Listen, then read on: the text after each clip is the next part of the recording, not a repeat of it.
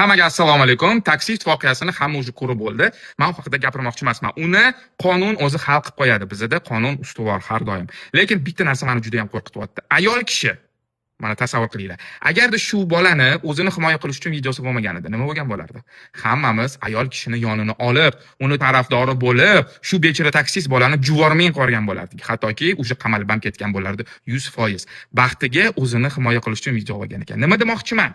Ayollar o'zini manfaati yo'lida yolg'on gapirib, tuhmat qilib juda ham ko'p insonlarning boshini yemayaptimi? Hozir balkim nechta begunoh odamlar qamoqda o'tirgandir, nechta oilalar buzilib ketgandir. Ayollarni o'z manfaati yo'lida yolg'on gapirishida. Men hamma ayollarni demayman, lekin bizani jamiyat shunaqa tuzilganki, ayollarni har doim biz ustun qo'yganmiz, ayollarning gapiga ishonganmiz. Lekin ba'zi hollarda mana hamma narsa ko'rinib turibdi.